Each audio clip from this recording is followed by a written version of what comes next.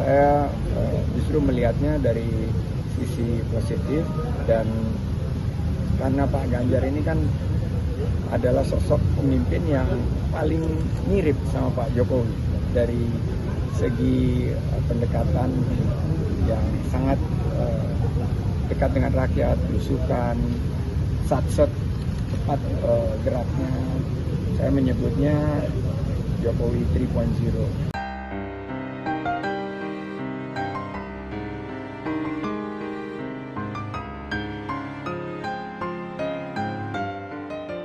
Calon Presiden nomor urut 3 Ganjar Pranowo bicara mengenai posisi politiknya di Pilpres 2024.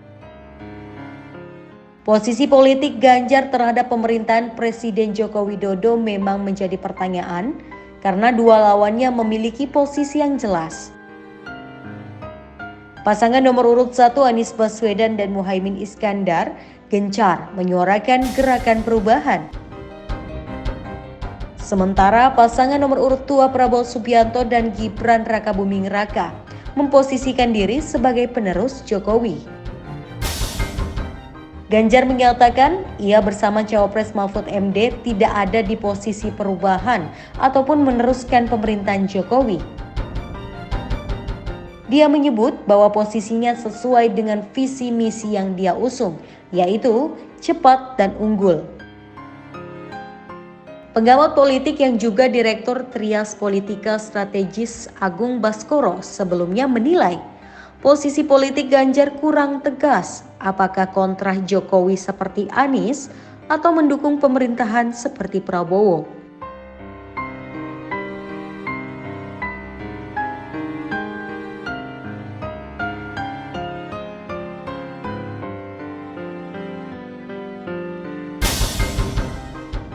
Tak ayal, Ganjar dinilai tampak mulai menggunakan strategi baru dan mencoba menata ulang narasi politiknya terhadap Presiden Jokowi setelah sempat mengagungkan kritik berkali-kali terhadap pemerintahan Jokowi.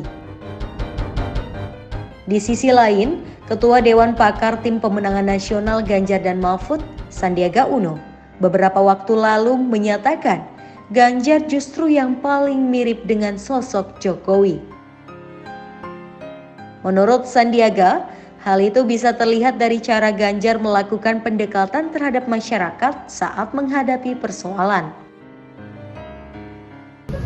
Saya justru melihatnya dari sisi positif, dan karena Pak Ganjar ini kan adalah sosok pemimpin yang paling mirip sama Pak Jokowi dari segi pendekatan yang sangat dekat dengan rakyat, belusukan, satset, cepat geraknya.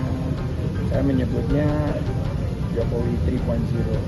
Pak Ganjar ini adalah versi Pak Jokowi 2024. Ini yang tim harusnya mengambil satu momentum, karena masyarakat secara luas, karena saya juga sudah mulai berkampanye dan tadi sudah mendapatkan izin dari Bapak Presiden melalui Pak Seknek untuk berkampanye sampai bulan Februari 2024, bahwa masyarakat itu masih menginginkan percepatan pembangunan. Arah pembangunan yang sudah dilakukan oleh pemerintahan Pak Jokowi periode pertama dan periode kedua ini diyakini akan meningkatkan kesejahteraan, membuka lapangan kerja, dan menjaga harga-harga kebutuhan pokok. Perbaikan koreksinya adalah bagaimana pemerintahan bersih yang lebih diutamakan, pemerintahan bebas korupsinya akan menjadi perhatian kita.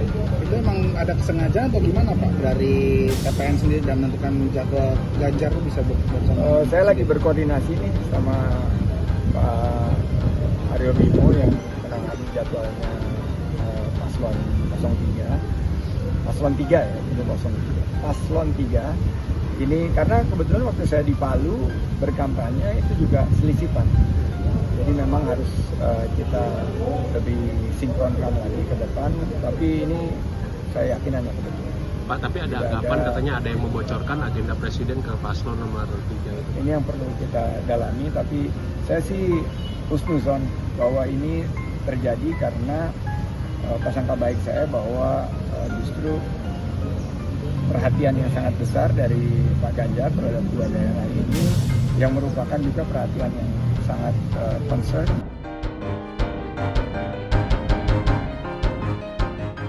Tidak menegakkan hukum hak asasi manusia yang tadi dengan singgung ya.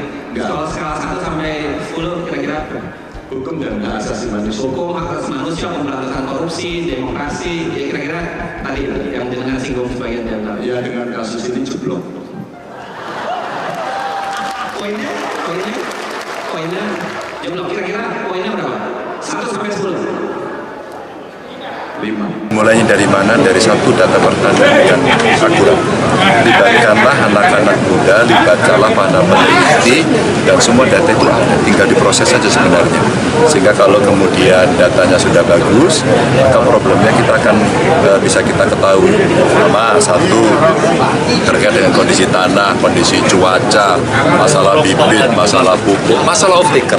Ya selama ini berserakan, kalau kita bicara subsidi pupuk saja, sekarang kan dikurangi sama pemerintah, maka ribu di bawah karena tidak ada transformasi umpama ke organik atau setengah organik.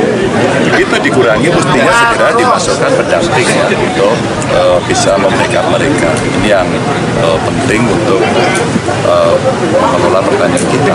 Ini masuk program prioritas Bapak Luhut? Oh ya pasti, karena pangan ini problem dunia hari ini, maka ini justru menjadi kesempatan kita. Tantangan jadi peluang hari ini. Pak Jokowi mewujudkan itu, infrastruktur yang hebat, IKN yang tidak hanya memindahkan tempat dan ibu kota, tapi membuka mindset, merubah mindset untuk menjadi negara maju, termasuk hilirisasi industri yang akhirnya kita diperhitungkan oleh dunia seperti Mbak Puan tadi sampaikan. Itu juga Bapak Ibu yang mesti kita pertahankan, kita lanjutkan. Namun itu tidak bisa terlaksana kalau kita tidak menang hat-trick besok pagi.